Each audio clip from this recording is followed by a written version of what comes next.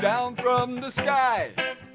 I see the world and it's spinning round and round, and I'm wondering why. We all come and we go, barely making a sound. The answers may never be clear, and the things that seem real might not be as they appear, suspended on the astral plane, where love is life, it's like the blood in your veins, suspended on the ethereal plane, where love is life, it's like the blood in your veins. Love is life, it's like the blood in your veins. Love is life, it's like the blood in your veins, yeah. Love is life, it's like the blood in your veins. Love is life, it's like the blood in your veins. And I think I'm floating above me, it feels like nothing that I've known. Feel the power of reason reflecting light into my soul. We can do what we want here, nothing's gonna hold us down. Through the power of love, shining a light all around. Through the power of love, shining a light all around. Feel the power of love, shining a light all around. Feel the power of love, shining a light all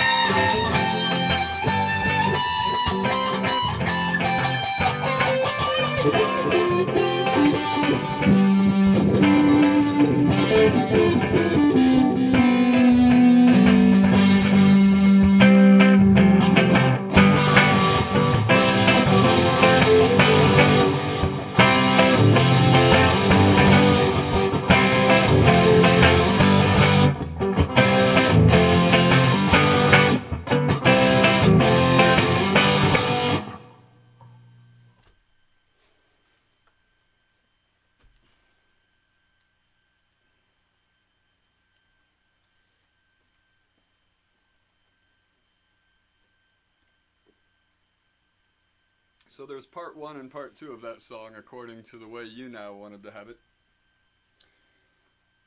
And, which is kind of like Jerry. Jerry kind of had his life chopped in half. Went into his little coma in 1985. And I don't know if you were here, Leanna, but that was a song about Jerry. I sang a whole bunch of words. And they all had some special meaning. And then everybody lost my sound on you now, so I switched browsers, came back over to Google Chrome, which cut me off after 2.5 hours a little while ago. But thanks for being in here. And I've definitely seen you here before. Thanks for the compliment as well. It felt good. I have to find the zone. Sometimes I literally, you know, the rhythm might start getting repetitive, but all of a sudden the portal opens up. It's like looking at one of those cool drawings where a whole nother picture appears when you stare at it long enough. And, you know, like those mind puzzles. That's the way it happens. If I leave the rhythm going long enough and I work just a little bit, I'll just pop open this portal and I'll just jump through it and just start running around and having a blast. And then it eventually closes up again. Nothing lasts forever. And I'll try to find another portal, and then maybe take the song back to where it should go. I don't know, but I'm glad you enjoyed that. Let me play some more. I have to drink more water. Combat all the coffee I'm drinking.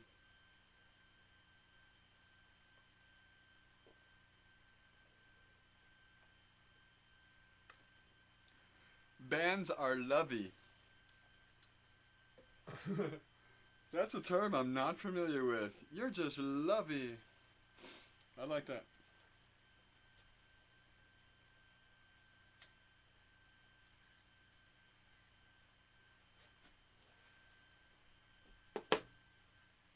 I call what I do music mosaics. I just have my name here just to make it easier. I'm on YouTube under Astral Music Man, and you'll find me under Matthew Barbaro because that's the name of my set list. And if you go into the Matthew Barbaro set list on my Astral Music Man on YouTube, you'll find 120 something hours I've posted in the last 5 weeks just from playing at YouNow. I used to do this stuff in my room without YouNow, and then I found out I could broadcast it. So it's kind of helping me prepare my show. I'm about to go on tour when summer comes, but I'm going to be ready, damn it. So I got to do it alone. I don't have a band, and I don't necessarily want one. I will definitely jam with people because I love that. But when it comes to doing what I can do with my toys, I seem to have my own expression, which is I don't know. I need to get it out, or I feel unfulfilled, and so I want to make it good enough that people appreciate it.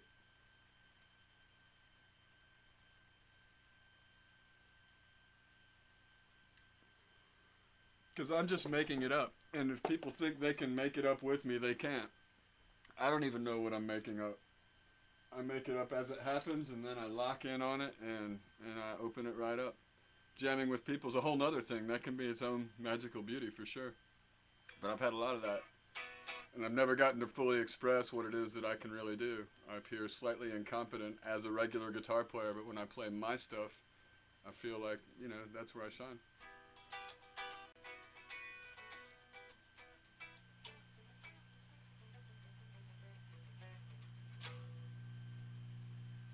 Okay, so, anybody gonna say anything? Please? Someone has to say something after every song, or I feel like a complete schizophrenic and like I should have just shut up to begin with. Hello, Jed. Thank you. Thank you for saying hi. That makes me feel good. Pigeons. That's definitely saying something. Thank you for that. I'll work with pigeons. I'd rather hear that than do you know this song or that song. Give me animals. Give me you know, weather. Give me emotions. Tell me to play that. And I play my songs, and I play. I improvise. I make music up in the moment all the time. And now and then I decide to turn it into one of my songs. And I have songs that I sing, and I just sang one.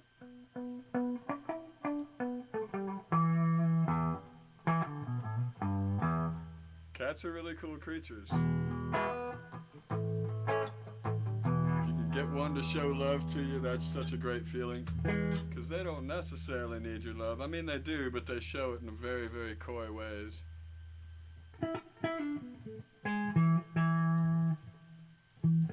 I'm definitely both part cat and part dog, but I think I definitely have more dog.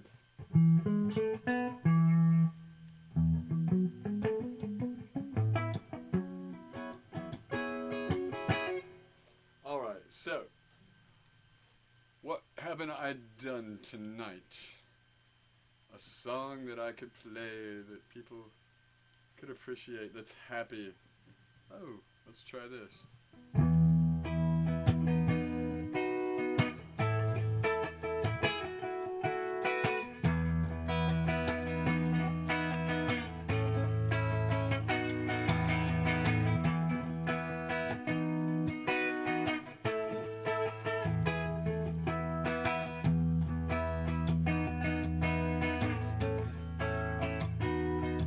I'm intrigued, I'm in awe, gratuitous wonder. Beautiful woman, you are blessed.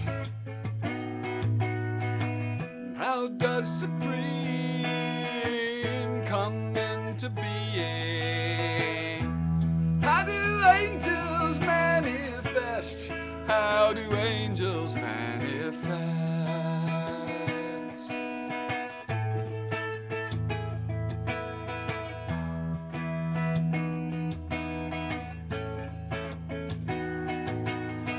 Though I've not yet heard you have so much to say, and I'm a more than willing muse. Would you tell me what's your secret for happiness? And do angels get the blues? Do angels get the blues?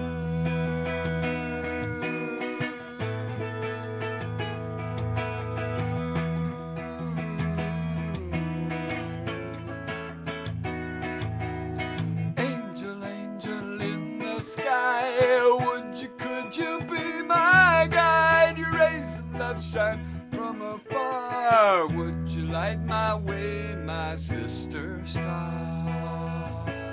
And angel, angel in the sky, could you be my guide? Your rays of love shine from afar. Would you light my way, my sister star?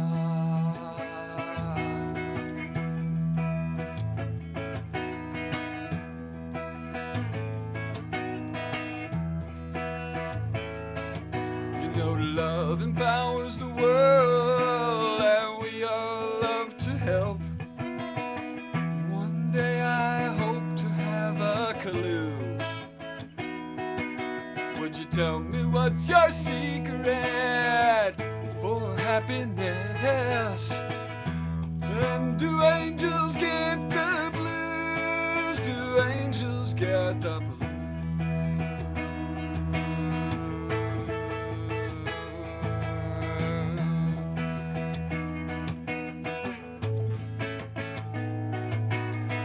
Angel, angel in the sky, could you be my guide? Your rays of love shine from afar. Would you light my way, my sister star?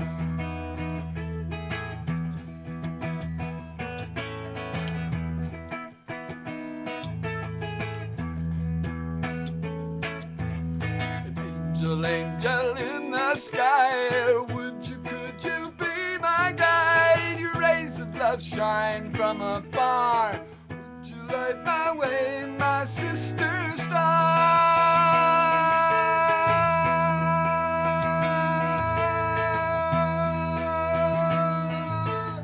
Would you light my way, my sister? Would you light my way, my sister? Would you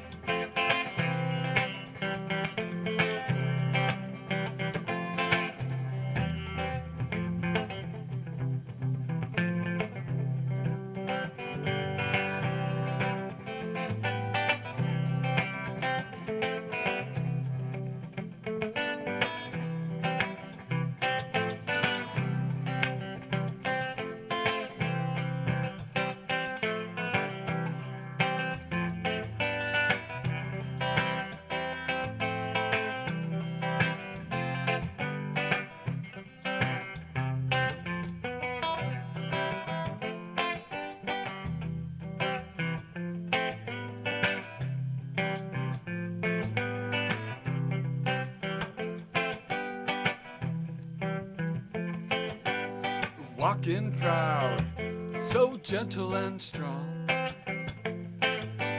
You've been providing for your family on this earth for so long. Naive young fellow, oh, you've got too much class. See, we graze each other with bullets, but you graze on grass. Silly, silly cow.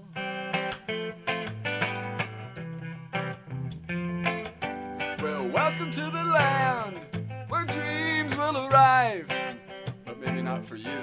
Too bad you're worth more dead than you are alive. You're what happened to the cow in the Mother Goose book. You jumped over the moon but landed on a slaughterhouse hook. I hate it for you, cow.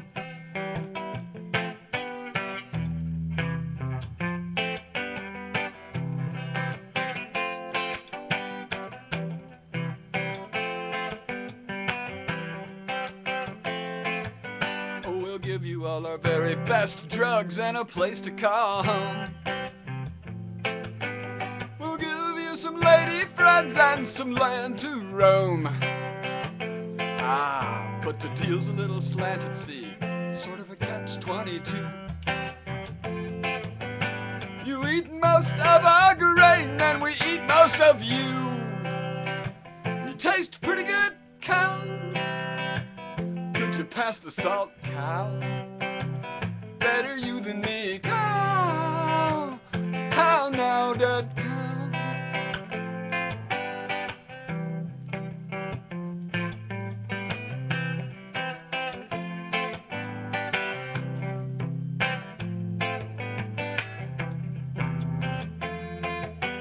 Yeah, we're civilized beings. Life is ours to take. America's motto, let them eat steak. We'll skin you, we'll milk you, we'll make you pull our pillow. And you died to save us from our stomachs. How now, dead cow? I said you died to save us from our stomachs. How now, dead cow?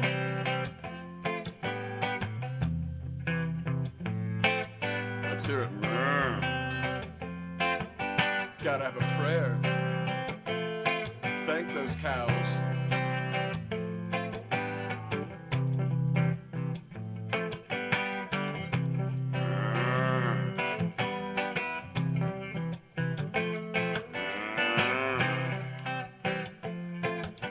Oh, juicy red meat, mouth water and delight. God forbid it's on my table when I get home tonight. Too easily had, you know, death comes so cheap. Would you show a sense of humor and haunt that butcher in his sleep? Nightmares of cows, axe murdering cows. Freddy Krueger, cow. How now, dead cow?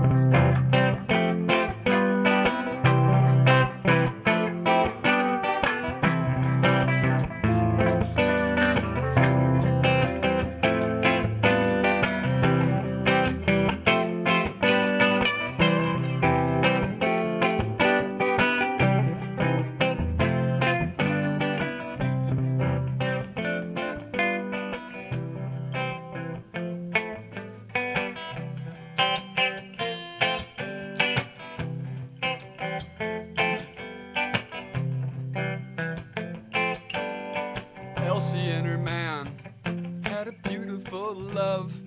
They were the happiest cows to chew cud, peaceful as the doves.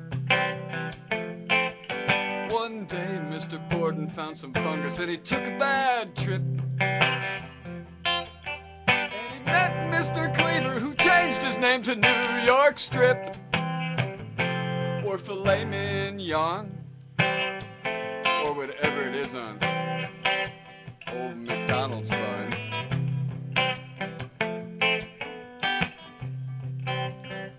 And speaking of him,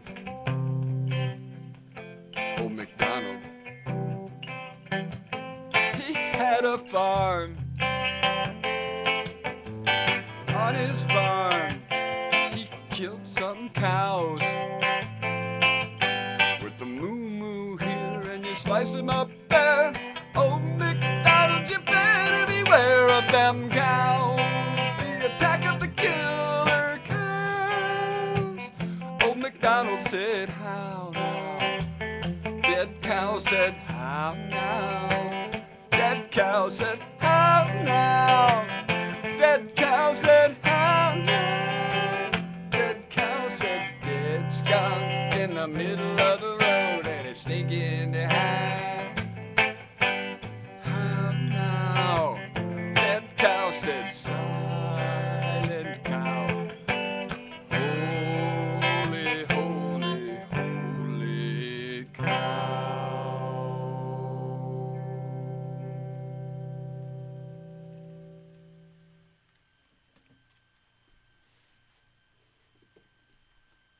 So, what's up, people? Can you hear me all right? Am I coming across?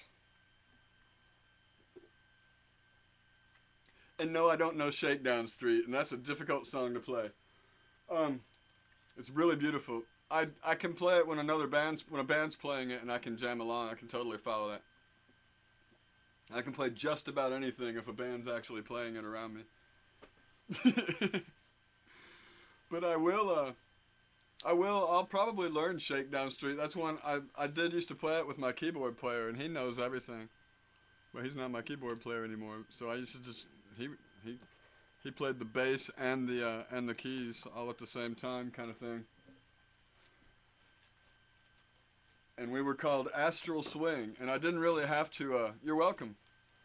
You're welcome for the song. And we were called Astral Swing, and I didn't really have to work too hard, but just play my leads, and he would take care of all the rhythm, because he actually wouldn't let me play many of them. He would give me maybe a song or two a night, kind of, but we didn't do songs. He didn't even want me to sing really much at the time.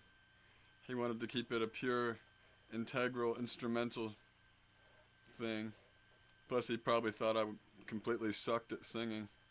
I don't really know, but he didn't want us to sing, and he was controlling the whole show. So I've always gotten to play with people that are really, really gifted, and there's sometimes, you know, those alpha fights that go on. So I just submit and learn how to wail on whatever he does right in the moment. So I really gave myself, what do you call it, a lot of improvisational training working with him.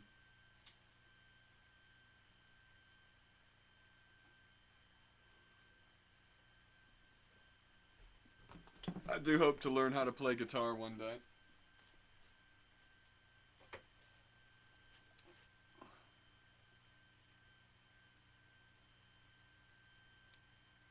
So now I'm at the 3-hour and 30-minute mark between my two different broadcasts today.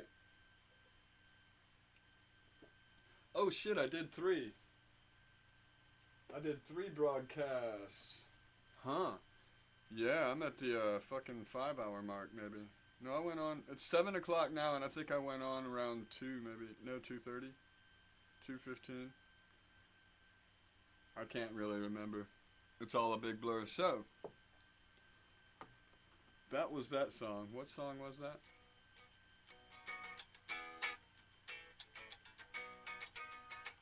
Oh yeah, Dead Cow. How Now, Dead Cow. I wrote that for a friend who passed away, and I actually wrote it while he was alive. I wrote the title for it. I wrote How Now, Dead Cow while he was still living. And then I proceeded to write this other song. went back 6 months later and looked at this "How Now Dead Cow" on the top of a blank page in my notebook, and he had passed away 3 months later, so this is like 3 months after he died. That was when I wrote "How Now Dead Cow" to make him laugh, but I'd actually come up with the idea, probably to try to compete with him. It just popped in my head, "How Now Dead Cow," and so I finished the song out, and that's how it ended up. I have very few songs that are deliberately so funny. Like, I don't believe in satire a whole lot, but that's necessary in humor for some reason, and sarcasm and crap. But it really just points out, it's really, there's not much funny about it, but what are you gonna do? You gotta make, humor really just helps people think about it a little bit more. I've gone back and forth from being a vegetarian and not, and no, I wouldn't eat meat if I had someone working with me all the time on good foods, but someone happens to serve me meat all the time, so I eat it. It's always organic and stuff, but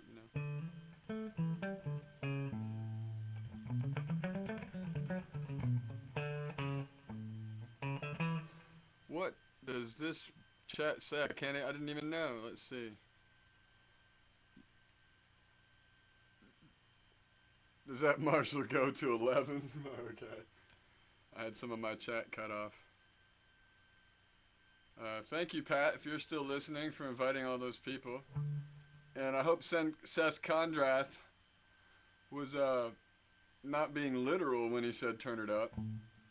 Ripple would be cool. Now I do know Ripple as well, but I don't remember it right now, so I'm not gonna play it. But I've definitely played it, some pretty good versions of that, and Morning Dew I really love.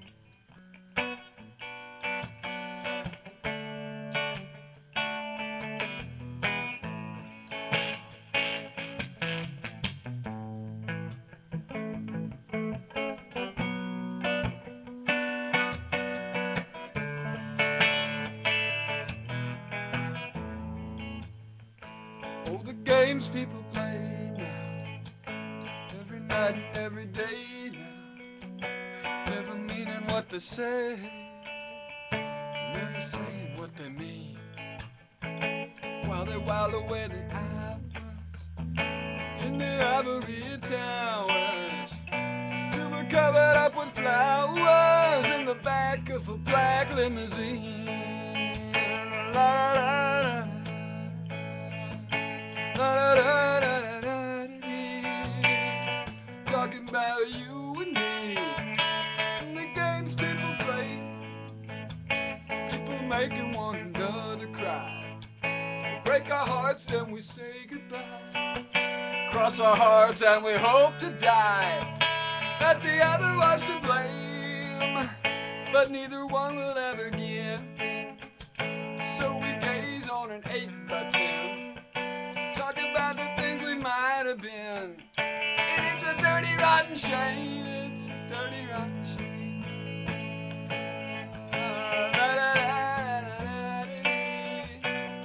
Talk about you and me, and the games people play.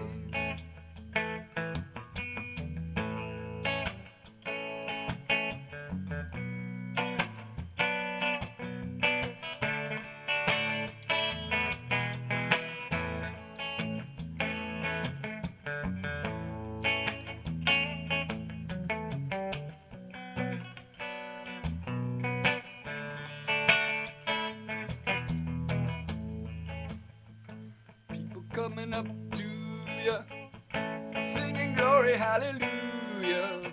And they try to sock it to you in the name of the Lord. Gonna teach you how to meditate, read your horoscope and cheat your fate. And furthermore, to hell with hate. Ah, come on, get on board.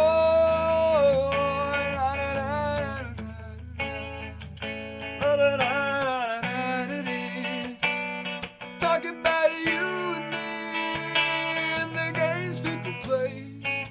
The games people play now. Every night and every day now. Never meaning what they say, never saying what we mean.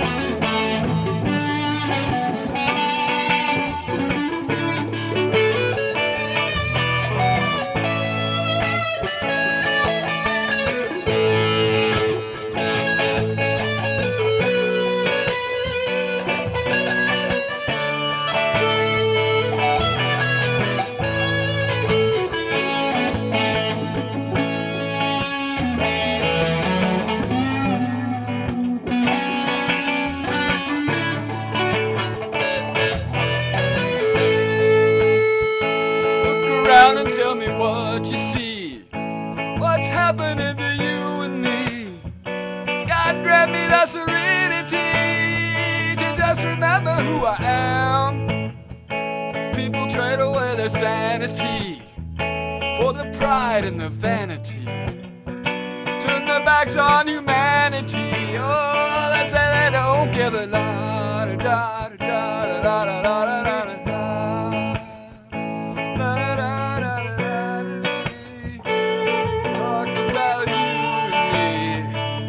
The games people play.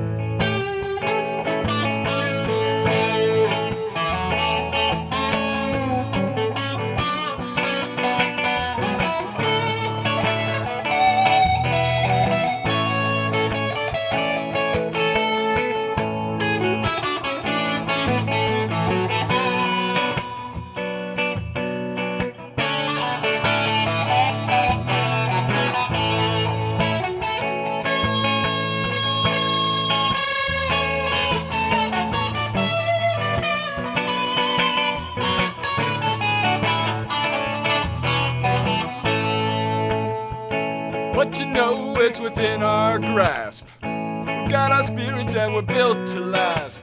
Create our future and honor the past. Stand on the shoulders of the wise, and everyone will give a little more. Feel the love kicking open the door. We remember what we're living for. The present is our paradise. The present is our paradise. That's the game that I play now. Always meaning what I say.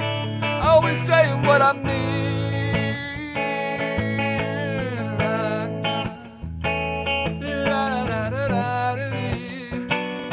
Talking about you and me in the games we're gonna play.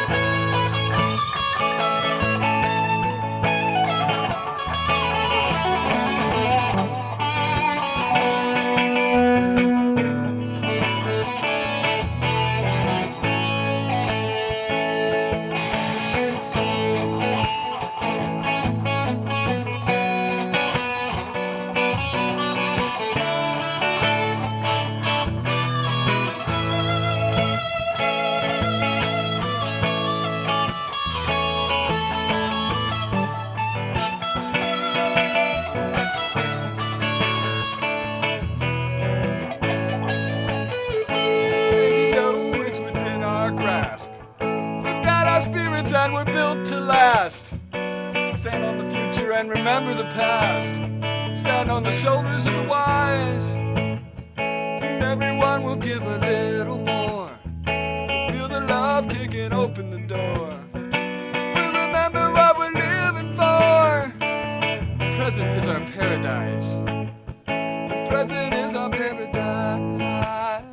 The present is our paradise. That's the game that I played.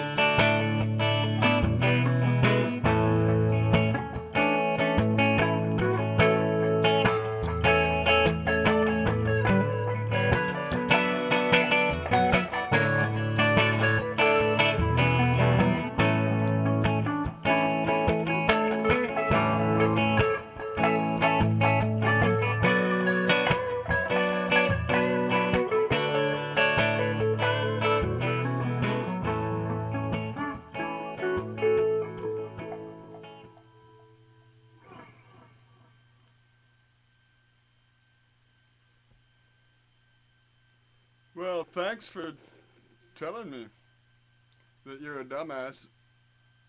But, you know, I think...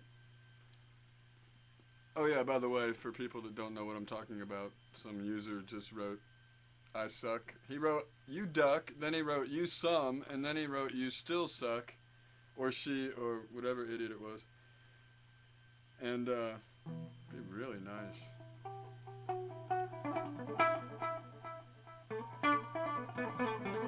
I know I'm a lot of things, but I don't suck. I have a long way to go. I'll admit it now.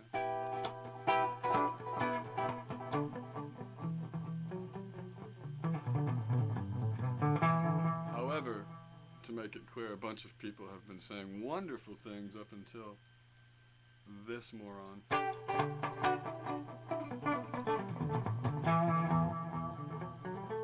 Because when you're watching these videos back, no one can see the chat room. They don't know what I'm talking to. I might just be a schizophrenic for all they know, but I'm clearly right under it. You know, this is a live broadcast.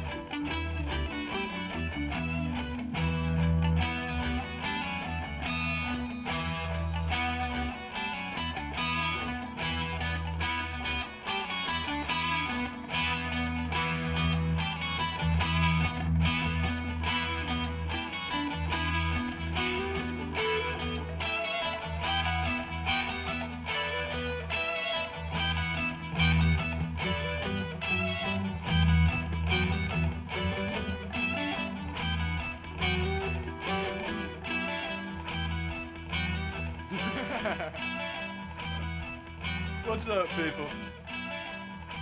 I really do actually play music for therapeutic reasons. I do want to make you relax. I want to facilitate your own creative spark, your own source, your drive, your own thoughts. Not force you really to pay attention to anything, just have this kind of symmetry in the background, balancing out and moving along, moving you forward. And I appreciate your remarks and you staying in here through all that harassment you're getting there.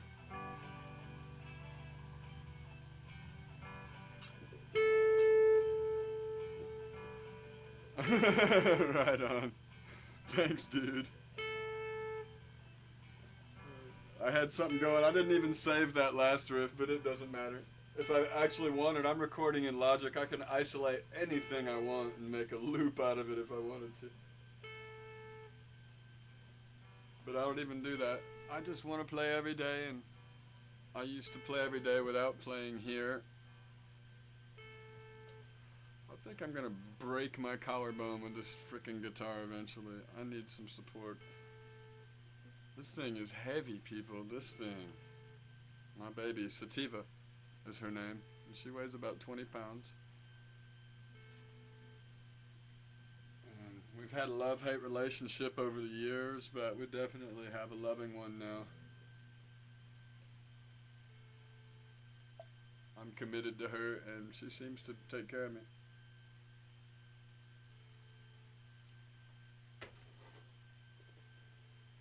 The more committed I am, though, the more she takes care of me. It's amazing.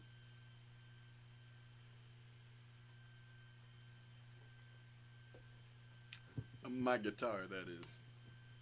Human relationships, that's another story. I can idealize. All my songs are about love. And I do have loving relationships in my life. I just don't actually have a permanent, steady woman one. But that's cool because, like this guitar, she would be jealous at the moment. So I'm pretty happy with our relationship. I have to put out 100 videos, not the kind that when you now cuts off after 30 minutes, but you know, when I'm done, whatever the whole evening, I like to merge into one video. My player wouldn't let me do that last night with the videos that you now broke up, but I did get two 2-hour chunks of video posted on YouTube. I post them every day, right when I'm done. I'll download them and pop them up on YouTube. But when you now cut off, I had to restart like 6 times yesterday. So I tried to piece it together in this device, an application, and it failed like 8 times in a row after an hour. I swear to God, I wasn't yelling or anything. I was just like, okay, I tried another thing, another setting, and nothing worked. So I ended up with 2 2-hour jams, which is on YouTube. Oh, thank you, Katie, and thank you, Joshua, for inviting people. And I don't know any Red Hot Chili Peppers, but I'm sure I could. I need to go with that soon.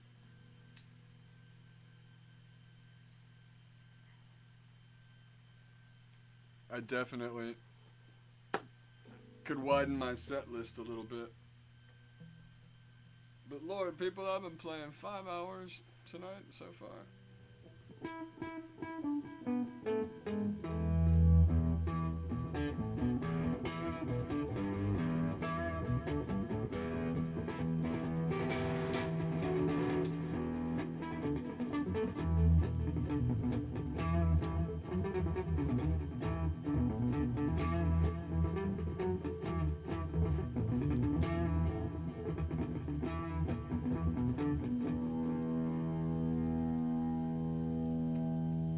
Let's get a cleaner sound. I got a song I want to do. Boy, that sucks. Let's try this.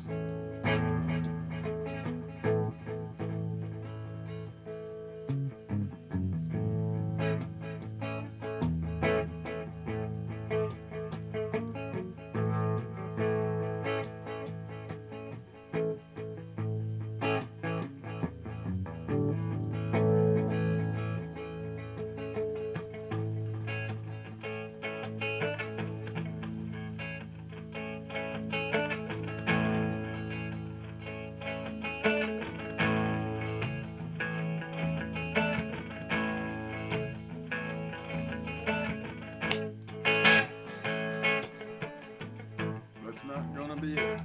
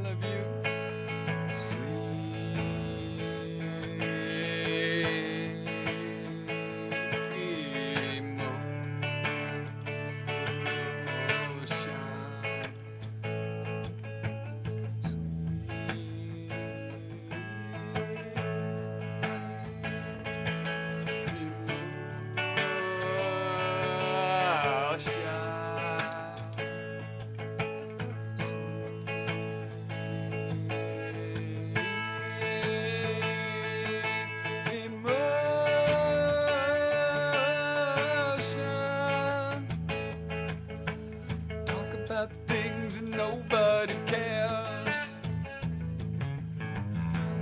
Wearing out things that nobody wears.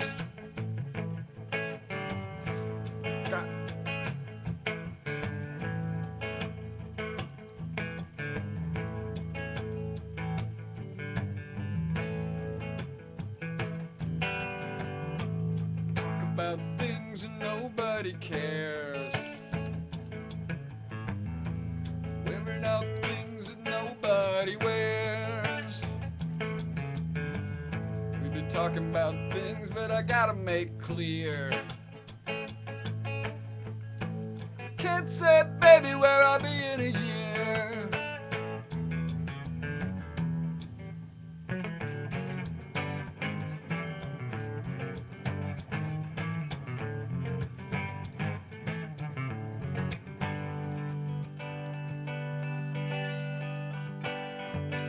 Sweat hot mama with a face like a gent. Said my get up and go must have gotta be wet. Well, I got good news, she's a real good liar. The backstage a woman set my pants on fire. She did.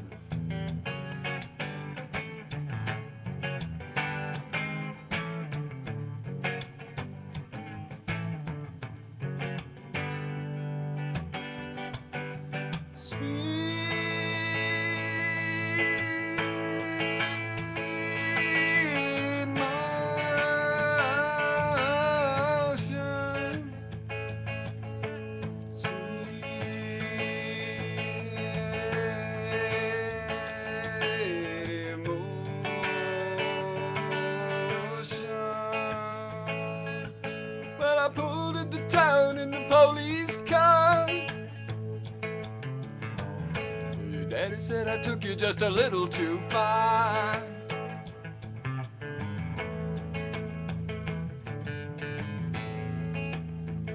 Oh, and you can't catch me 'cause the rabbit done died. Pulled into town in the police car.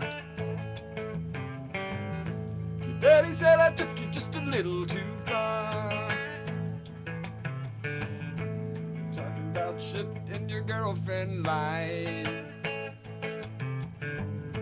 You can't catch me 'cause the rabbit done died. Yes, it did.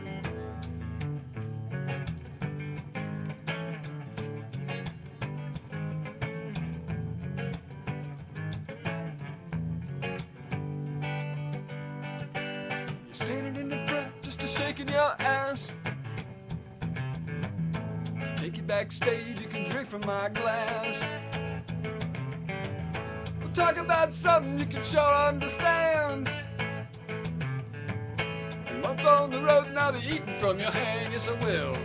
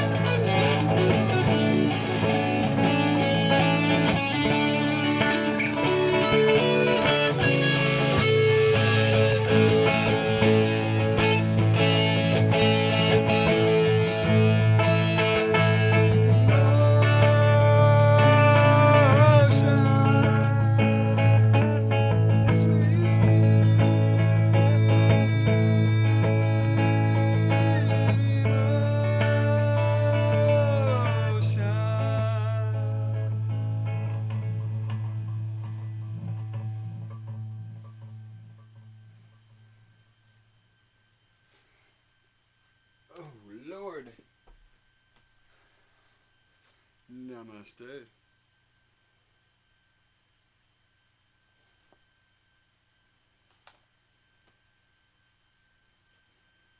I really appreciate you people being here right now. Let's see. I do need to go clean up the kitchen. There's been a mess left there for a couple days. I contribute to the eating part of it. A few of the plates and a bunch of glasses. But Pops went to bed late, so he won't be up probably for another hour. If I take a little break, I might be able to do something more. How is everybody holding out, man? Any transformative meditational experiences or fabulous artwork or poetry you wrote while I wasn't singing lyrics? Did you clean the house with amazing focus? What? Talk to me. No, I'm just killing time. Oh, yeah, well, I can't help you there, man. Sorry. I do appreciate your desire and your understanding of the fact that other elements could make this really work for you. Yeah, fucking, hey, man. Try some fungal medication. See how that goes for you. I'm not kidding. But,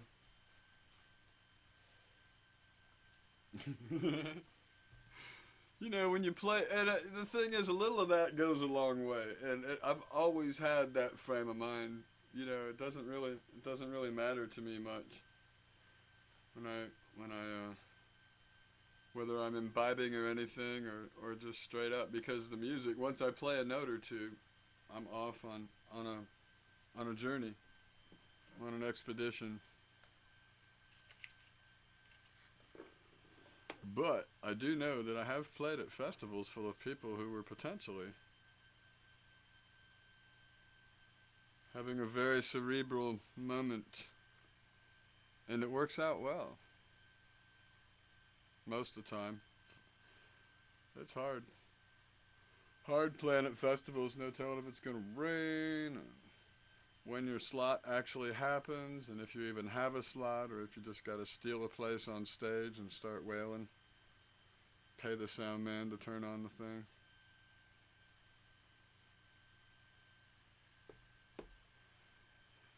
Yeah, well, you know, I know people that do just fine without it. And I think it's all.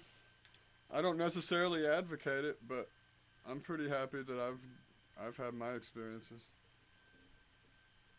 I don't not advocate it either, because you never know. People can be dormantly schizophrenic or something, and that can actually bring that out. So you really have to be careful. You have to really know someone well and their mental makeup or anything if they're asking you questions about it.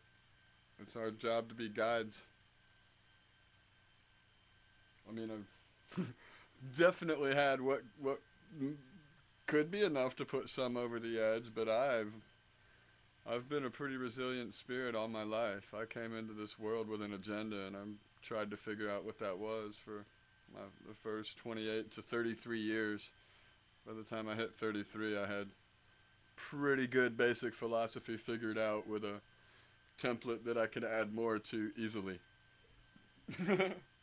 Starting with have no expectations, or starting with suspend your skepticism by 75 to 80% if you want to learn anything. Then forget about expectations. Do away with that if ever you can. Expectations are the leading cause of disappointment. Without a doubt. Expectations on yourself, unrealistic ones, you don't meet a goal. Like, even me, if I say I'm gonna go on by a certain time and I make these Facebook posts about it and people will like on it and whatever, and then I end up going on an hour later, I gotta get over that expectation of myself that I was supposed to do this now, and I just take care of things. I make sure I'm really ready before I actually broadcast and in the best possible mental makeup. And so I don't sweat it. And if I'm late to somewhere, oh well, I'm not going to try to kill myself or anything. But you know, it's really hard. We always have to. You never like can take a bite of enlightenment once and for all, and you can't eat once and for all. We're enlightened in little bitty bursts of self-awareness and empathic awareness with the world around us, and then we go back to our sleepy little tantrums, our mundane circles. And it's always what we want to do is lengthen the time that we have that conscious awareness, that we're actually conscious of everything that we can be, considering all we can, and figuring out a way to fulfill what we believe our potential is, which is a job for some people, because you got to figure out what that potential is. And I happen to kind of know, and I've heard things in my head that I should be able to play and can't yet, because, you know, I spent my life becoming somebody else other than someone who played guitar for the past 15 years at 10 hours a day. I did have a couple good runs with some bands where I played a lot of guitar, but even then, not fully as dedicated as I have been lately. I've never been this dedicated, but I'm not really writing songs. I'm improvising and working material that I have and that I know into it. But I do need to get back to writing more songs, but I have probably, I don't even know, man, a couple hundred songs, and at least 50 have melodies to them when I read the words, and at least 20 of those I've actually have songs if I can remember. But I'm really, really big on just making it up as I go along, and every day is going to be my best day. So, yeah, I want to make podcasts. I want these to be kind of like podcasts and music things where we sit around and we talk about things. I try to repeat what people say in the room, and sometimes I don't have to. My reply actually covers the question. So yeah, here it is, silent. Me in my bedroom again. Has some keys in the key of D. It's in 432 hertz. I accidentally broke the pitch wheel on my keyboard. I was about to take it in and get it fixed, despite the fact I didn't want to pay for such a thing. And then I realized this is perfect because I can't tune the keyboard all the way down to 432. Mechanically, it goes to like 432.1 or 2. So the pitch wheel's broke, so I can take it down that extra one. But generally, my guitar likes to be tuned a little bit higher too. Do you play, Dude? Do you play guitar?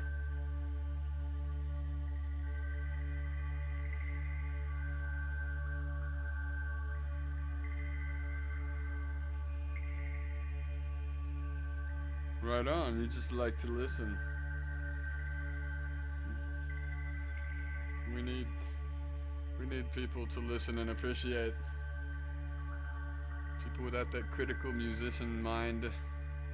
Although many people do. If you really like music a lot, you do have a musician mind. You just never develop the talent. But you got it.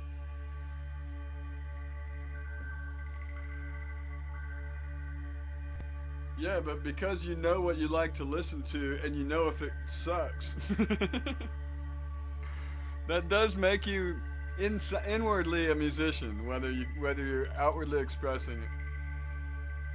You know what you like. You can't necessarily describe it before you hear it, but you certainly know what you don't like.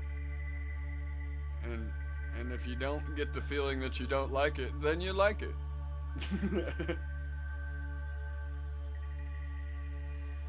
So, yeah, people can... Really, man, I mean, if you like to listen to music, there's no doubt. Some people really just don't even like music. They don't hear it. Look at some people's profiles on Facebook and they're like, you know, They don't even list any people, or they don't list any people that actually play instruments. So yeah, you gotta, you know, electronica is a little bit like infotainment compared to an actual program, or like an infomercial compared to an actual program. It's not it, you gotta have people actually playing instruments to really cover the basis of music. That stuff is gravy. I totally believe in it, and I think people can work with it with instruments and DJs. But kids gotta have some real musicianship going on, or they're gonna lose the soul. Hey, it's nice to see you, Bellevue. I really appreciate you dropping in, and I was in Girls tonight a couple times. You now cut me off a couple times, or something cut me off. One time it just went away, like my browser just disappeared. Boom, like I clicked X, it was gone. And or like it was never open. And I came back in musicians. There were 1,300 or 1,700 girls and like 180 musicians. So I went to Girls, and it didn't matter. I got more people now than I did in Girls. No, I didn't have more viewers at all. People would come in, how old are you? Like, that's the important question of life, isn't it? That answers questions about a person's character, motivations, desires, abilities, capacities, personality. No, age means just about nothing. I know really wise old people and stupid young people and wise stupid people. I mean wise young people and stupid old people. Age doesn't really matter.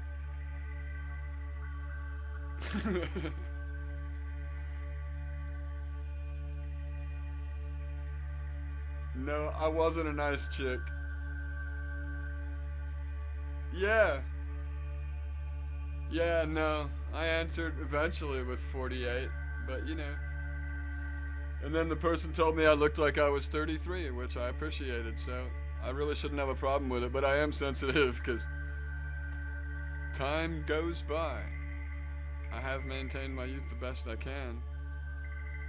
If I had more money, I could probably do it more, or maybe I'd kill myself with supplements, but I love good supplements. I don't have enough money to buy them most of the time, but I did get my vitamins last night, and I think it really worked. I perked right up like a wilting flower. So, that's why I have to stay ageless, because I have a lot of playing yet to do. I forgot to believe in myself for the past 20 years, truly, deeply, and maybe I needed the past 20 years of training to make me what I am now. It was a lot harder for me back in the day to do what I'm doing here. A lot of effort had to go into it. And it got frustrating and not very rewarding. So I gave it up. I learned to blow glass for a while. I was a master glass blower in my own way. I blew glass pipes with screens in them. I made these lattice works of 4 to 9 hole glass screens in the bottom of these bowls. They would last. And they would last. I would do it if I did it right, but generally other people would break it that didn't know there was a screen in there. People jamming, you know, things that are too big. If you use something smaller than the holes and you're very, very careful, like eyeglass, like an eyeglass screwdriver or something. But I quit that because it was affecting my throat. I could actually not swallow properly. It felt like there was always something in my throat, and it was probably inflamed. And I went to the ENT, ear, nose, and throat doctor, and he told me, "Oh, your lifestyle's catching up with you. Stay away from the chocolate and the caffeine, blah blah blah blah bullshit. Take some Tagamet and you'll be fine." And I took the Tagamet and nothing happened, and I quit blowing glass, and within a week or two it went away, and I went into a songwriting binge, and I never looked back. And then someone gave away my glass blowing gear. A landlord who was stoned or stupid or both, but gave away my shit, didn't know who it belonged to, and it was his tenant that lived in the basement, me. And yeah, I had all the tools, so I can't do it if I want to now unless I work for someone. But I could anytime I wanted before, order some gas and do it. And I still may do that, but it'll take me a month if I want to blow glass, but I don't want to blow glass. And you do want one. They were really cool, man. I'm telling you, those pipes were badass. And I made jewelry and stuff. Like, let's see if I can show you this.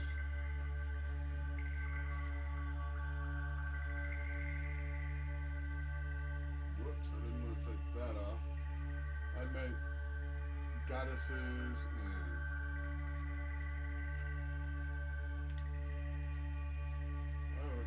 here it goes.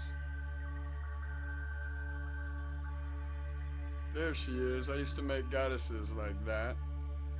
But this is actually a pretty early one. It's more of a male. It's not quite female-ish on the bottom. I would draw them out into a nice point.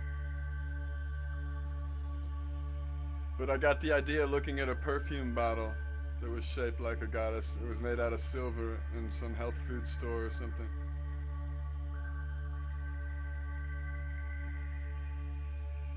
And I went home right away and made that thing. And I would make perfume bottles, or this is actually a toke stone. You put a doobie in there. Or a cigarette.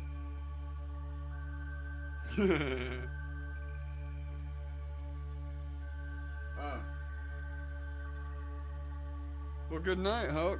Sorry I talked you away, but I know it's like the sun's coming up. I think if you're in Texas, you probably, it's just coming up now. I think it's been up here for about an hour. And you're welcome. I might have to take a break now and come back, but I don't know. Let me do another song first, then I'll take a break.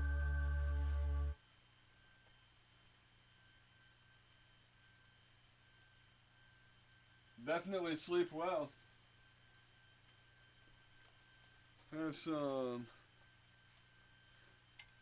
Have some lucid moments. Let your consciousness be free.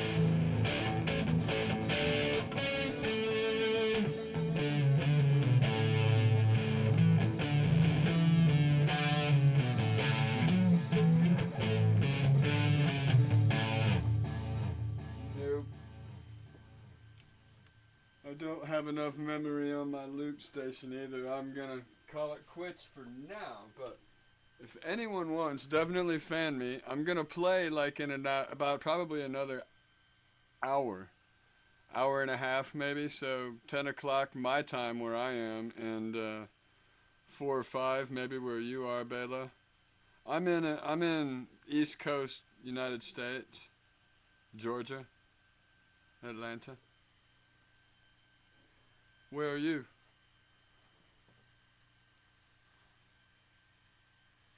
Oh, really? Right on. Sweet. Well, I hope you're making the best of this town. I have figured out a lot of the cool people to hang with, and I'm very happy about that. It's the only thing that's kept me here. But I am gonna venture west this summer. That's what I'm preparing for in my playing. Trying anyway. There's some good players out there. If I want to compete, I gotta work hard. So yeah, how did you end up here watching me and being from Atlanta? Did you get my Facebook message or anything? I appreciate the Black Sabbath or the Pantera, and I will do some Paranoid or some War Pigs one day. But I've been playing for about 6 hours tonight, and I'm going to go do the dishes before my dad wakes up and finds a messy ass kitchen.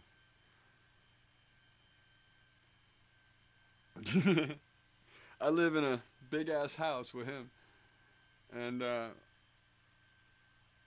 it's been a pretty good deal. We built a business together and sold it, and I need to move the hell on. But before I do that, I have to get my skill working for me.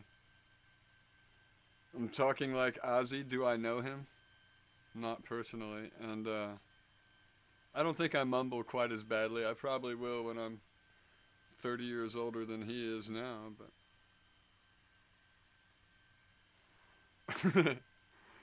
I could sing like Ozzy, but that's that wasn't deliberate. It just happened. He had a cool voice. I like me some Sabbath for sure. Dude, you don't have to educate me. I appreciate it. Yes, I know who Ozzy is. I have 2,000 vinyl and probably 12 terabytes of music on hard drives. And I have all of Sabbath backwards and forward. And my favorite album is Never Say Die, actually. I really, that's one of my favorites. I like them all, really. They're all special. And Black Sabbath and Jethro Tull and Kansas all have the very, very similar instrumentation. If you break down really how raw, they don't even really use effects. But the way they blend it all together sounds like it. But they're all really, and it turns out that Tony Iommi played with Jethro Tull during the Rolling Stones Rock and Roll Circus show, in which they put on an awesome performance. And yeah, and I'd already thought that Sabbath and Tull and Kansas had these really similar tones about them, and then I actually saw Tony Iommi playing with Jethro Tull, so my idea about that tonality was slightly confirmed. Terabytes, yes, terabytes. 12 terabytes. Okay, there's movies in there too, but no, I don't know. I have a lot of hard drives, bro. Live performances, just entire catalogs, discographies, whatever.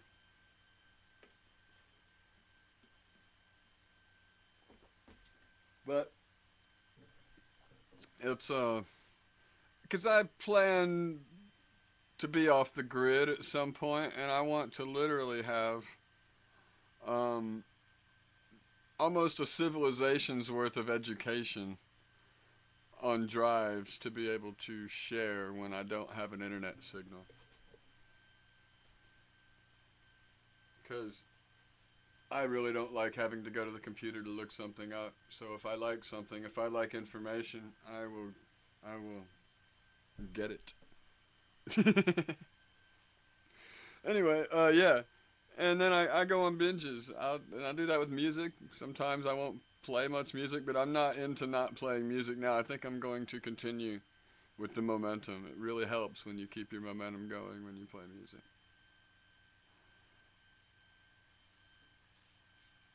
Yeah, well, what I really need to do is catalog it. And then I have probably a couple thousand CDs or more.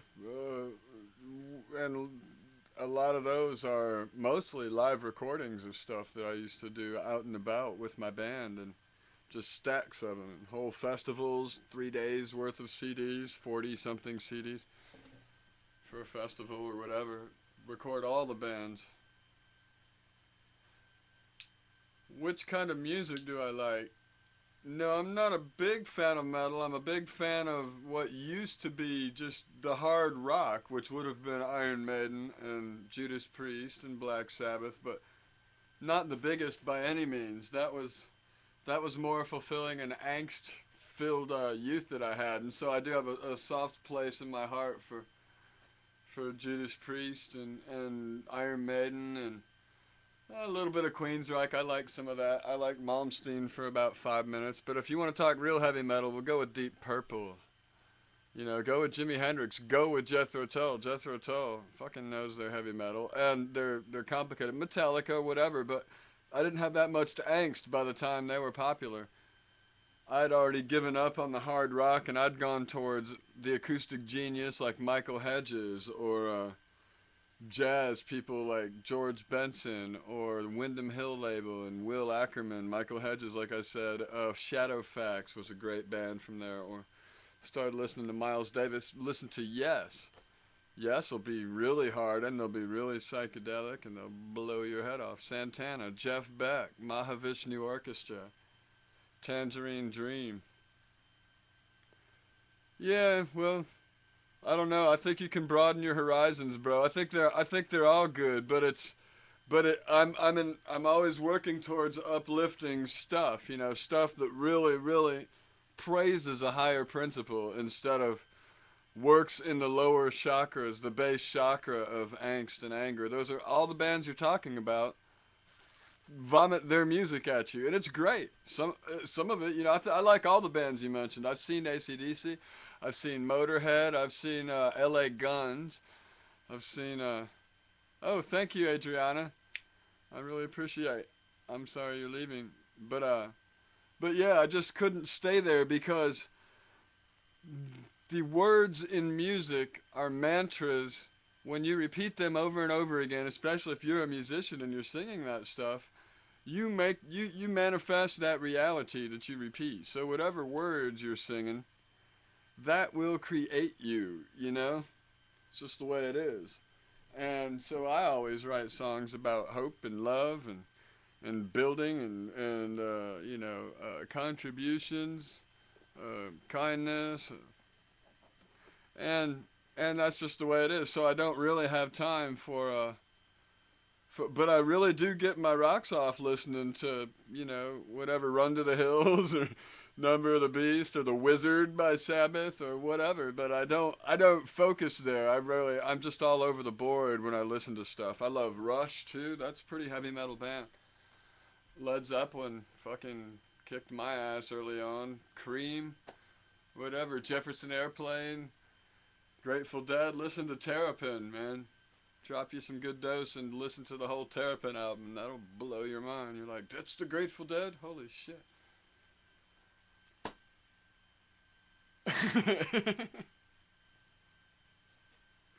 Yeah. Yeah, I mean, I went through every Sabbath album song by song by song. A good few of them were my favorites, but no, everything's a mantra for life, and especially music and words. Words are powerful. Spoken words are even more powerful. So anyway. But no, I don't know any Sabbath, and I should learn some. War Pigs is a great, you know, that's a good little cynical blow on a. Most of their songs are just like Ozzy and a Crazy Train. That's one I'd like to do. I've learned that riff, but I don't know it now. But you know, right at the time, he caused a lot of controversy, and people were saying, oh, because I don't know, there was that bat thing that went down, or it wasn't really bats, it was doves, and I think he bit the head off a dove it was literally his record label signing. I don't know if he was playing there. He was supposed to have a luncheon with all the biggest wigs of the record label that was sponsoring their Blizzard of Oz tour, and when he was leaving, after he had made some kind of scene there, I'd imagine at the table, I forget. Oh, they released some doves, and when they released the doves, he like caught one of them and put it in his pocket, and as he was walking out, he apparently bit the head off it in front of the receptionist as he was walking out of the lobby, and that's where that whole story came from. And he hasn't denied it, so I believe that's what he actually did. But yeah, so that was a thing. And then poor Randy, you know, something happened to Randy. Randy might have gone to the crossroads. I don't know. I was never really willing to sell my soul to evil. I don't know that Randy did that, but I do know that I've heard the band he was in, Quiet Riot, just a year before he was with Ozzy. And that stuff sounded awful. I don't know if he was on Quaaludes or what, but that music kind of sucked. And suddenly, within a year, he was like, you know, Paganini on that freaking guitar. I don't know. I don't know if there is a crossroads, but Eric Clapton's had some bad luck. I guess it was Robert Plant that lost a child too, but you know, we all have problems. And I don't know that there's any such truth to the crossroads. I really like Eric Clapton's playing too, but something about me, I want him to use more sustain. David Gilmour is really beautiful for sustain. He can hold notes lovely. Modern bands, um, I liked. I like a lot of stuff. I think Alabama Shakes has a lot of passion. I like Galactic or a Little Sound Tribe, Sector 9, if you want to call that modern. I like Sarah McLachlan. I like Jewel. I like fucking Pink. I like a bunch of rappers. Snoop Dogg. I like Common. I like Michael Franti. I think Fish is a great band.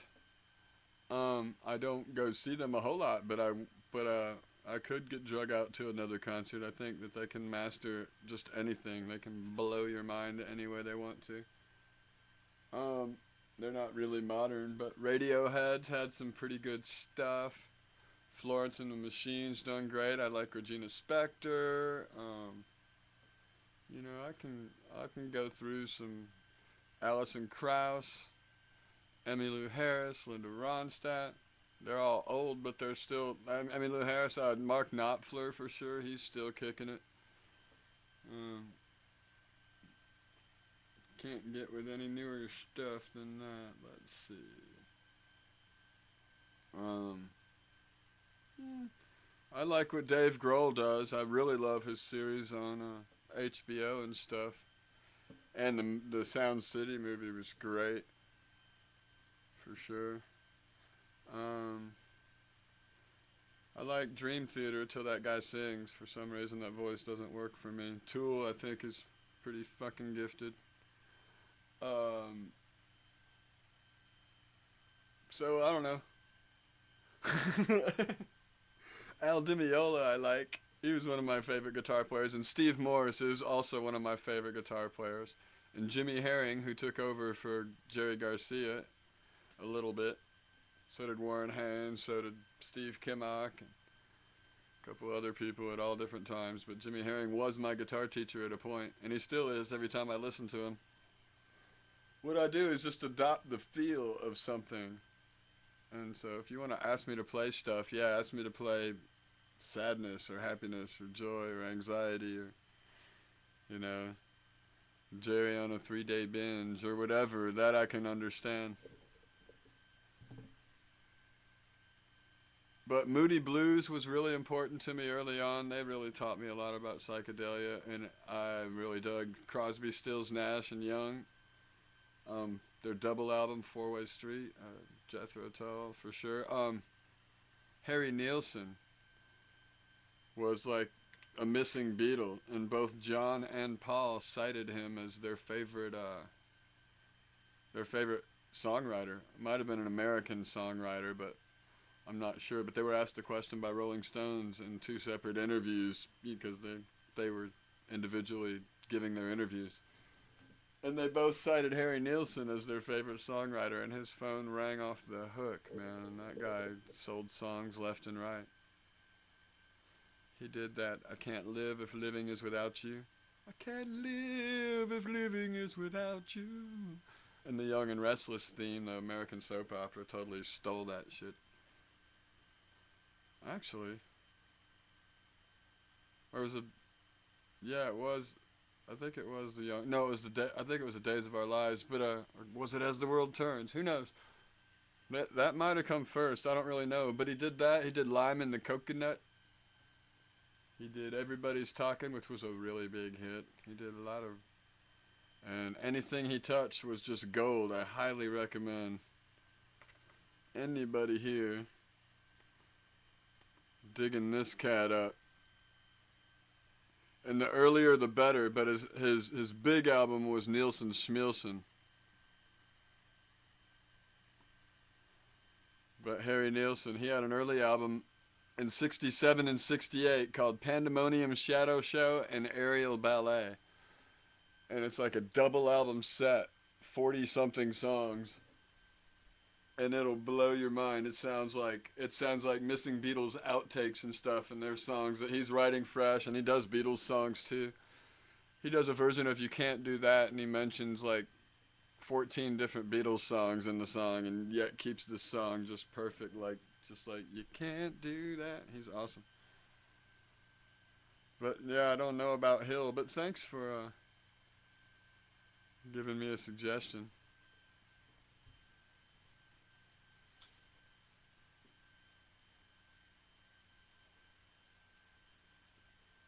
So, I was going to leave. I still am going to leave. I don't think I can play more music right now, but definitely fan me, please, and get alerted when I'm going to come back if you enjoyed something, or if you didn't get to see what I do. I hope I hope to I hope to have you coming back, and maybe we'll be broadcasting in high def one day. But I'm going to be touring around the country and Europe. I think I've always wanted to go to Europe. I've always liked European music. I didn't even mention all the people like Jean-Michel Jarre and the Tangerine Dream and Klaus Schulze and Klaus Doldinger with Passport and just Pierre Bensouzan, a French guitar player, just awesome and sings too. Does these great Celtic chants and just brilliant on his guitar. So yeah, but I did mention a lot of the British invasion bands and bands like Camel or God, tons of them, man. I used to listen to Atlanta had a pretty good college radio station, and every Friday night they would play like 2 or 4 hours. Eventually became a 4-hour show called Stonehenge, and Mike Oldfield, Tubular Bells and stuff. Steve Hillage is one of my very, very... Yeah, I didn't mention Pink Floyd, but I did mention David Gilmour. Yeah, of course. And Steve Hillage, actually, Nick Mason produced Steve Hillage's album Green. But Steve Hillage was in a band called Gong, and then he went off on his own to become a more focused, fully love-oriented. They wrote just way hippie cult music. It was beautiful.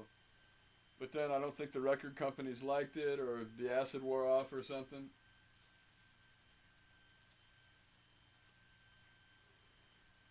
Society completely destroyed music with integrity in the year 1980. And it built up to that through 1980 with crap like disco and stuff. But by 1980, there were 2 concept rock albums left to happen. And that was Rush, Permanent Waves, and Yes did an album called Drama. Both of those in 1980. And they both had songs on the airwaves, all over the airwaves. They both had a couple songs that were on the airwaves, big time on rock and roll stations. And they were both concept albums, and they're both about the destruction of the integrity of music. Rush even says it. The whole song, Spirit of Radio, is about that. And Yes has a song called Machine Messiah. And Yes happened to have the lead singer on that album from the Buggles, whose name is Trevor Horn. They didn't have John Anderson because John Anderson was with Vangelis at the time. So Trevor Horn did this album, which was this concept album, and he's the one that did Video Killed the Radio Star, and he did that like 4 years earlier. So anyway, they've known this. The artists saw it coming. The record companies squoze music into this crappy little package and kept replaying and replaying and trying to remake the hits, and then they cut every song down to 3 minutes again. And then MTV showed up. And really, really awful bands, in my opinion, were starting to get a lot of attention. And a lot of the awful bands got better. Some didn't. But, and that's what I saw happen in 1980. And then it wasn't until like Fish showed up that really concept albums happened again. Rush kind of did one last live hurrah with their Exit Stage Left. And after that, that was kind of just a farewell to the olden days. And then, and that wasn't even the stuff they were putting out regularly. But anyway, so yeah, I happen to know a little bit about music, and I do like all kinds. And I like me some Chili Peppers. I like me some Nirvana. I like me some Pearl Jam. I definitely like Temple of the Dog and Soundgarden, I think. Chris Cornell has a great voice. So, and I'll think of more people. But yes, I damn sure. I did a song, Joyak. If you're still in here, probably not. But I did a song for Sid Barrett earlier. And if you listen back to this broadcast, you'll well, I am one. I'm just not paid for it. But yeah, I like music. That's what comes pouring out of me when you hear me going off forever on a on a verbal tangent or a melodic tangent. Little hints of everybody. Leo Kottke, oh, great guitar player. I should do one of his songs too. He has a song called Rings I really like. He also got together with Mike Gordon from Fish, and they did a bunch of work together. He's the bass player, Mike Gordon. And he just showed up on Facebook. A lot of celebrities have. That's weird. I wonder if it's really them. Bela Fleck showed up. Another one I haven't mentioned. Bela Fleck's awesome.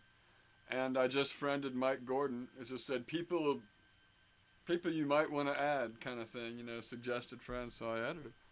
But Bela Fleck seemed to really be Bela. I don't know. He liked on something I put on his page. Mitchell, pleasure you came in. I'm still about to leave though. I have to go do dishes and I'll be back in like an hour. So fan me, bro, and you can come back and see my set, but I have to take off, I swear. You people.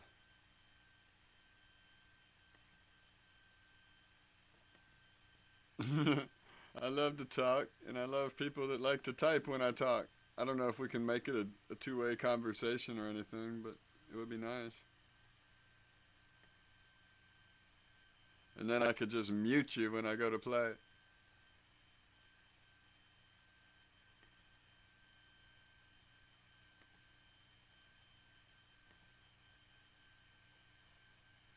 But yeah, man, I played for a bunch of hours, and maybe I should play some more, but I don't want my dad to wake up and see a really messy kitchen. I want to clean it up for him.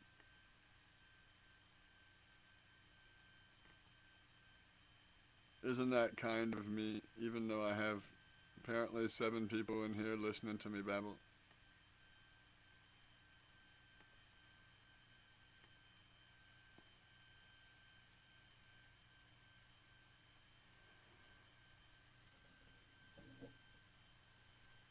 Right on. Well, I don't know if being sober is a struggle or anything, but it does take a long time to work out. You know what I've thanked older hippies for? Definitely, like the my elders. I used to feel that I was born too late because I was only 3 years old when Woodstock happened. But I thank older hippies for figuring out the dosages, man.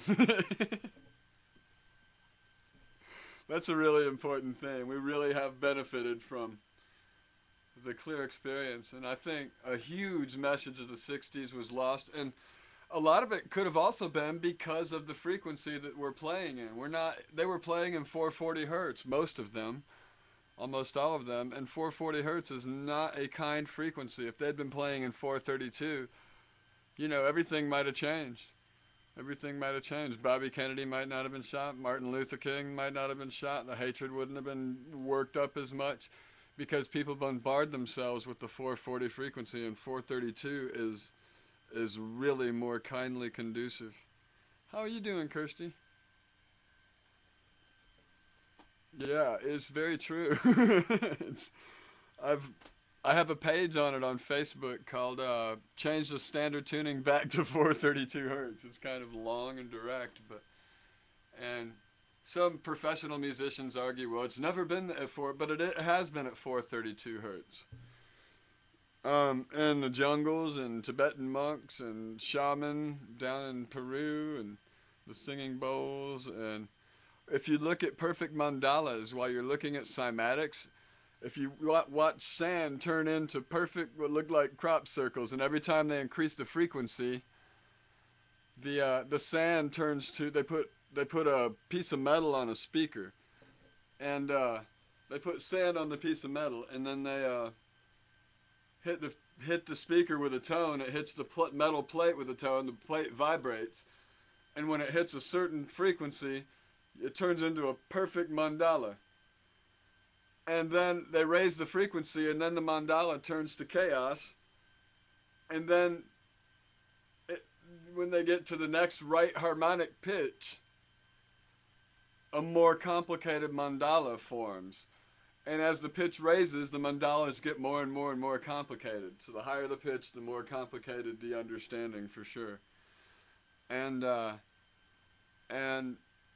when you hold up a tuner tuned in 432 hertz, you can calibrate your tuner. You can get it on your smartphone. Calibrate it to 432 hertz instead of 440 hertz. It's called 8 cents. It's 8 cents lower. Within each cent, there's the whole range. And so, but it's 8 cents lower. It's not even an entire step. It's like a third of a fret on a guitar. Just about a third of a fret down. That's it. But it makes such a difference. When you hold the tuner up, every time it gets to a perfect mandala, the tuner shows a perfect note, a C or a F sharp or anything, but it shows a perfect note, which will not happen at 440. It'll be off to the side. A mandala is a, oh, I have one. A friend's actually that paints them.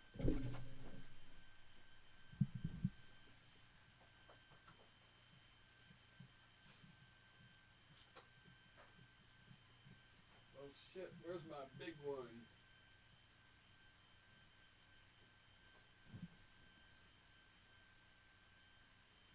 I thought I had a bigger one. Anyway, a mandala, where the hell is it? I must have it somewhere. A mandala is something like this.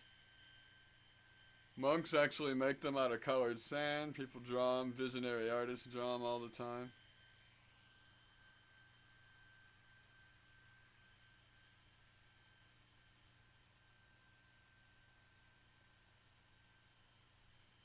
So anything that's symmetrical, usually circular, spirals,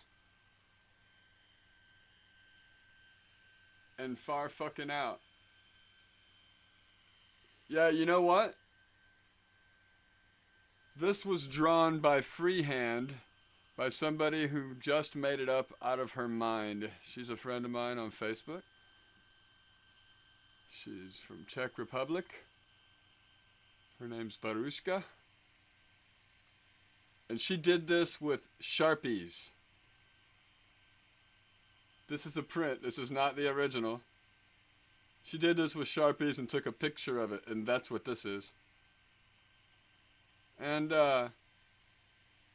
yep, that's all she uses is Sharpies. And that's a mandala, but that's her version of a mandala. And I'd like to know where my other work is by her, but I do have a couple more pieces. But I can't find them. Anyway, that's one. So, yeah, you type in the word mandala in a search and then type images and have at it, man. But it's not a fractal per se, but she does see it is, because that's just her conceptual gift. She's got it going on, without question. And she's got a lot of great work called, I think her site on Facebook is called Bam's Universe of Art. I don't really want to open Firefox. But anyway, friend me on Facebook, ask me about the art, I'll turn you onto her page. But I will friend Mitchell. And Did I friend you, Kirsty? I should, because you're cool like that. And I might, no, I don't know. I don't want to open Firefox. I don't like Firefox. But I can get the address on Opera. I think Opera will treat me right. But this is Chrome browser I'm using now, and it just cut off. The page just disappeared like I never had it up earlier. While I was talking, I wasn't playing, fortunately. But let's see if I can get you her page.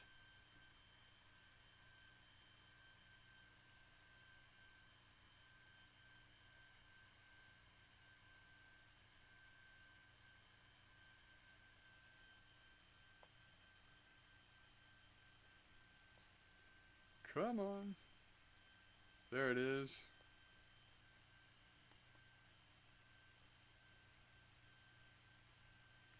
Come on, work with me here.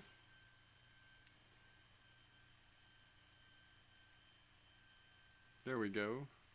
Copy link address. We'll see how this works in our little chat room thingy.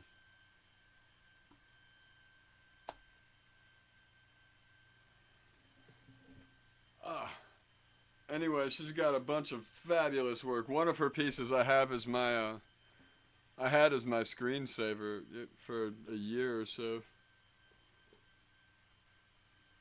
But she makes a lot of mandalas and other stuff too. And it's for sale.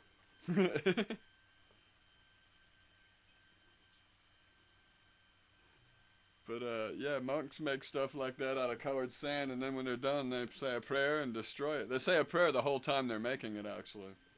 Each part of it represents something else. It's a big, complicated prayer. And when they're done, they destroy it, and then they hand out little samples of it to all the people standing around. They give out little baggies of monk sand, and I have one from a mandala they did to stop the war in Iraq in like 1991. Not 91, in 2001, I'm sorry.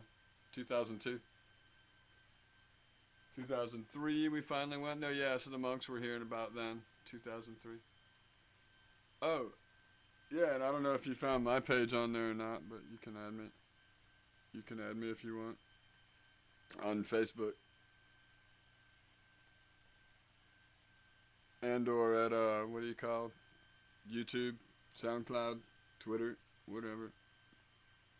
But yeah, go ahead and add me there for sure. It's on my page. Let's see. I might be able to put it in here.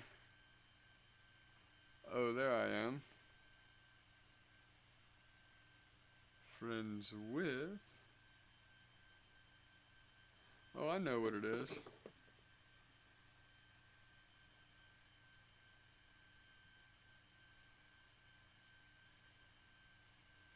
It's Matthew Barbro .2012.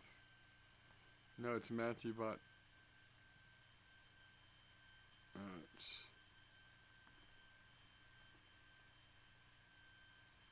That's it. Matthew Barbaro 2012.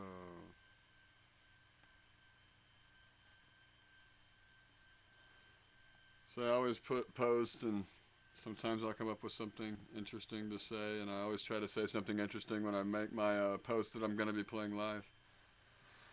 And I post pictures. Sometimes I'll put poetry on the pictures. But anyway, yeah, keep informed. I have 2 sites there, but that's my main one right now. I have a backup because they stop you at 5,000 people. I'm at about 3,500 now.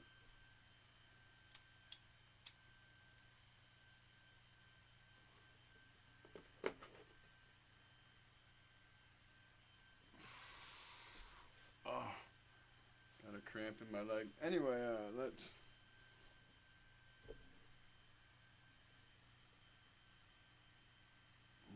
move the hell on. Oh yeah,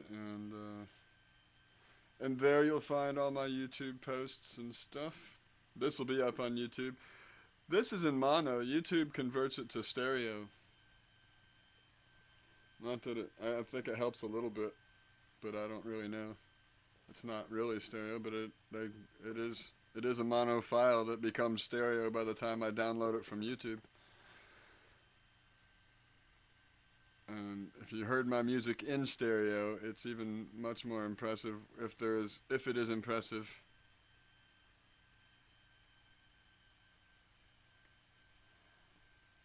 And I like to mix it down. I have some stuff on YouTube before I started doing these broadcasts here that is mixed in stereo. And if you put on the headphones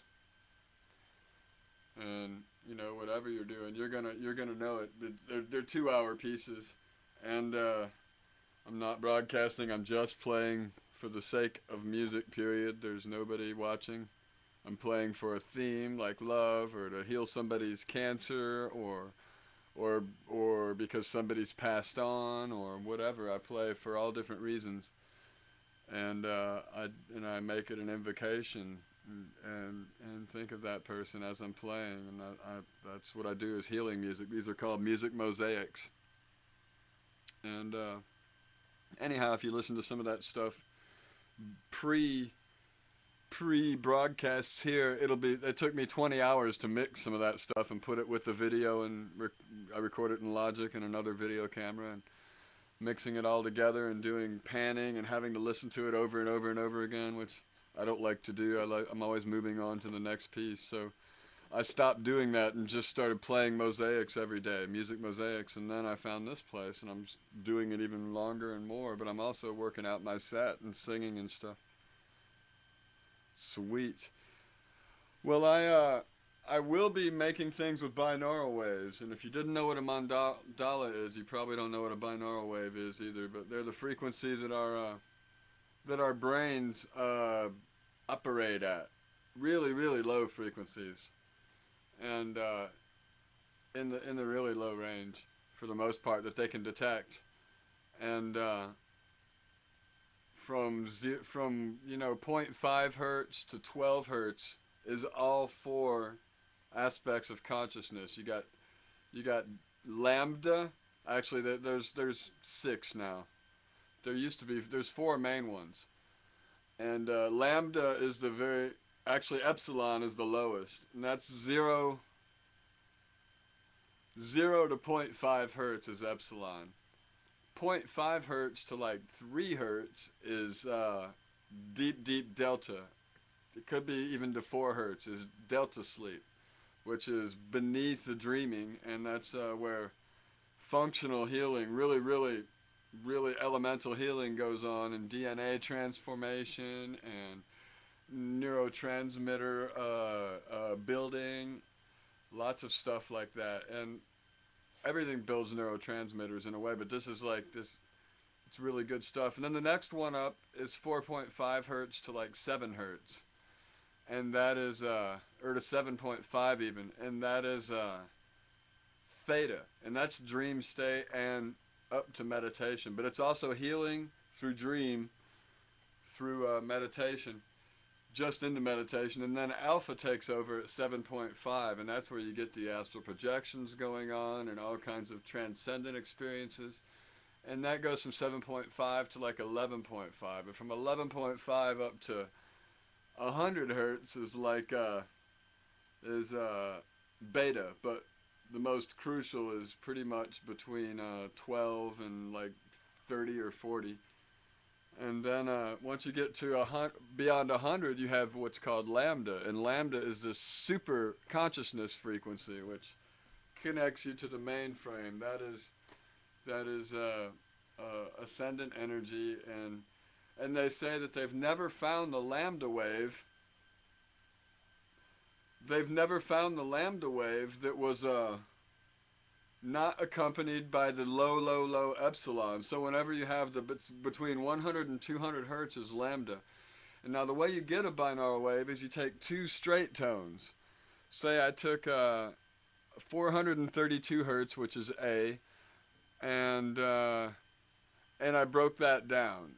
You get 216, then you get 108, and then down around 54, and then you break that down and you got 27. So 27 hertz is a really, really low A. And so if I bump that up to 27 hertz in one channel, and 27.3 hertz in the other channel, then the difference between those will create the epsilon wave, the really, really low wave. That's 0.3 hertz difference. Your brain will make up the difference. That is what's called a binaural wave.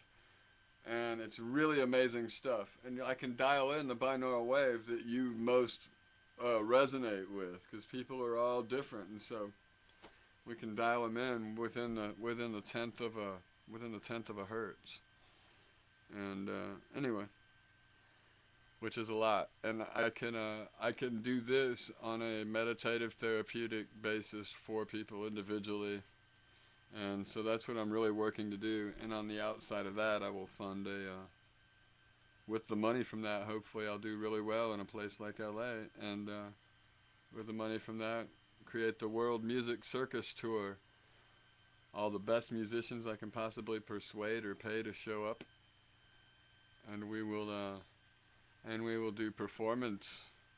We will play music. We'll invite people from whatever town we're in, whoever's the trippiest or most hip in that scene.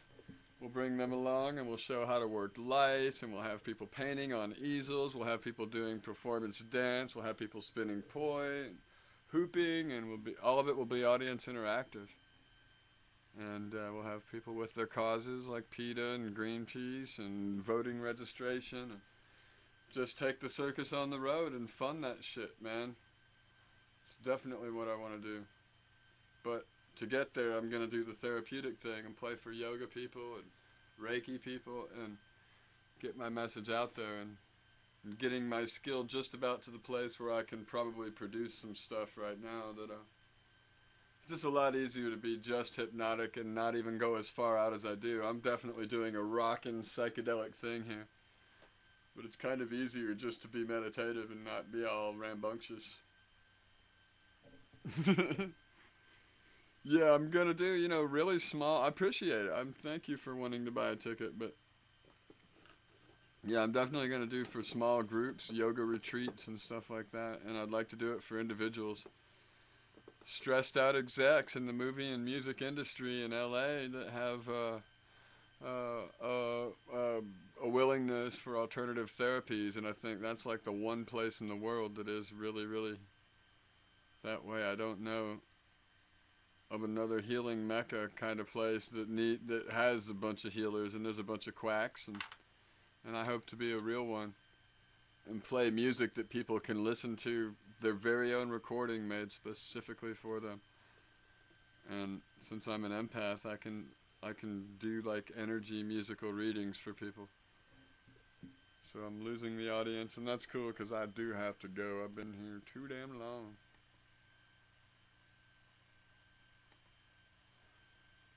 But you're here, and I appreciate it, and I'm glad you'd buy a ticket. Because I would too. But I don't get to.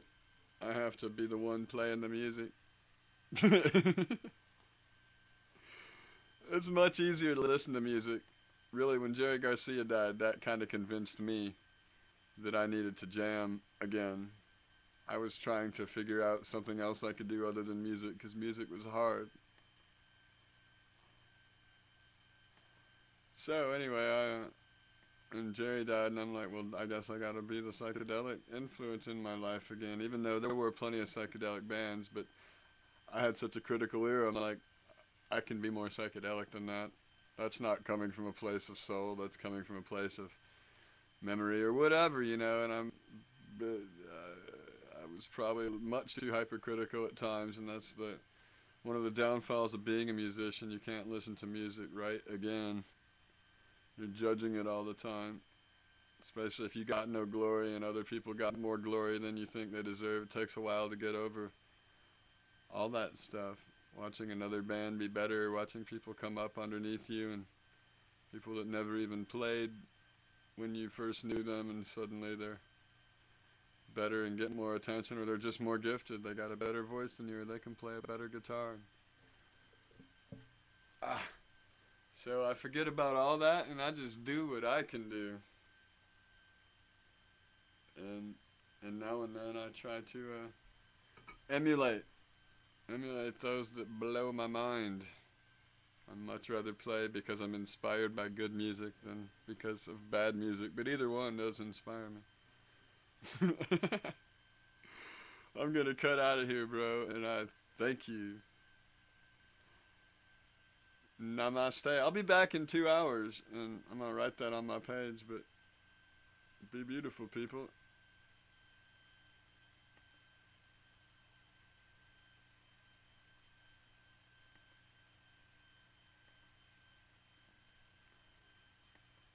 So, bye, Toby, and bye, Bellevue. Oh, you guys just came back in? Toby and Bella? I don't know. It's crazy what it says is viewing me or not. I can't ever tell who's really here. But yeah, I'm out of here, bro, and I'll be back. Oh, did you say I like... Oh, cool, yeah. Well, you're going to see my videos. What is ASMR videos?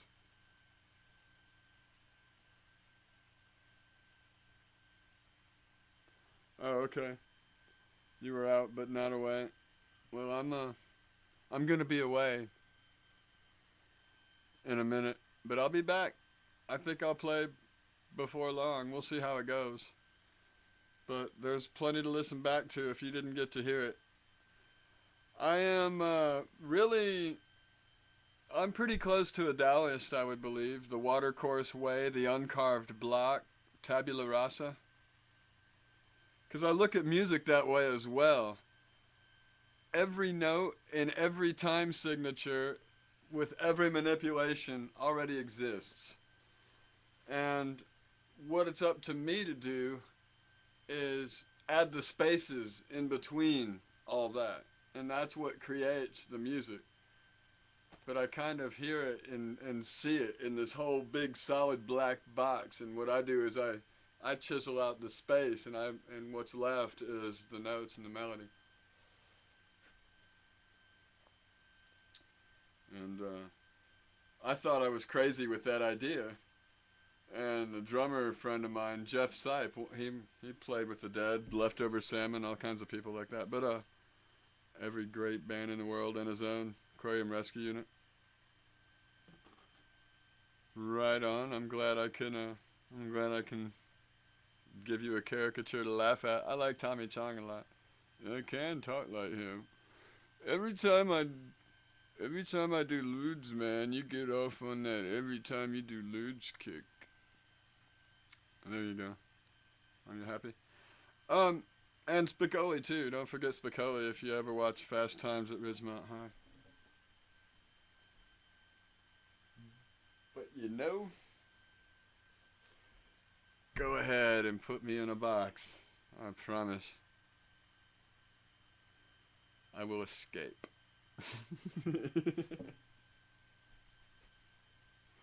But I'm leaving, dude. Kanashi? Or are you a chick? Kenkashi? Sorry. But seems like a guy thing. But I'm gonna fan you back, thanks. But I'm gonna play in a couple hours. I'm not playing now, and I hate to go, but not really, because I need to go. But I'll be back. I've been playing for, I don't know, 6 hours. It'll all be up on YouTube. It's all here, but I think it sounds better on YouTube. Sorry, you know. Get us some stereo. But, you guys are awesome, and I'll jam again later, and thanks for wasting your morning with me. Peace and love.